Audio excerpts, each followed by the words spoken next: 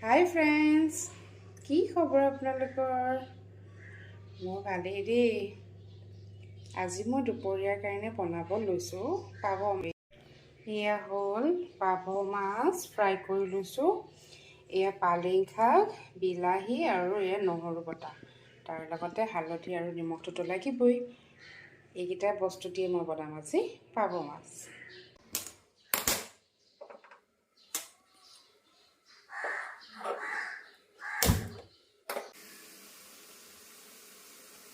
হালধি কৰি দিছোঁ, তাৰপিছত দিম মই ইয়াত বিলাহী দি দিছোঁ। মোৰ এই নহৰু গোন্ধ কি মজা লাগে খাই।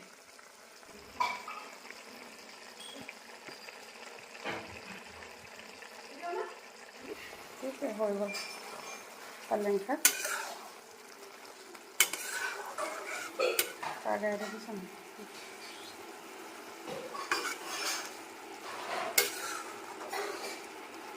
সিম্পল একদম, নো মছলা নিদিয়াকৈ বনোৱা পালেং শাকৰ জোল।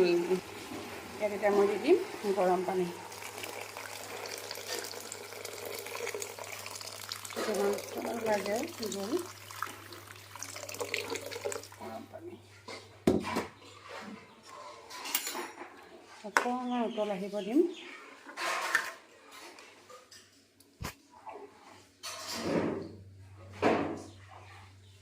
উতল অহাৰ পিছত ইয়াত মাছ দিম। তাৰপিছত মোৰ পালেং পাভ মাছৰ আঞ্জা কমপ্লিট হৈ গ'ল। উঠি এই আৱাজটো ইমান মধুৰ লাগে শুনিবলৈ।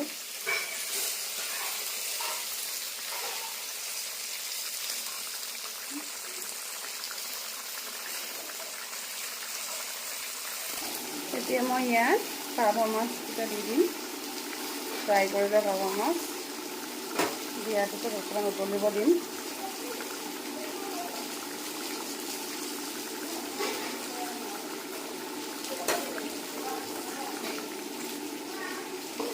মানে মাছৰ ফ্লেভাৰটো সোমাব দিম। পালেং শাকৰ নহৰু বিলাহী অকণমান টেঙা টেঙা ভাৱ অলপ উতল অহাৰ পিছতে নমাই দিম আৰু।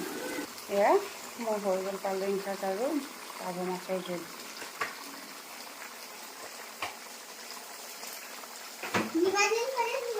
আজি মই ৰেডি কৰিছোঁ মোৰ অকণমানিজনীৰ কাৰণে পালেং শাক আৰু পাভ মাছৰ জোল।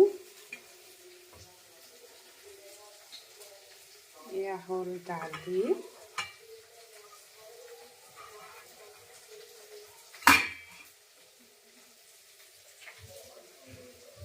আৰু মোৰ বেটি ফেভৰেট নেমু টেঙা। আৰু এটা বস্তু চিংকা মানে ভেন্দি, মোৰ ছোৱালীজনী খুব প্ৰিয়।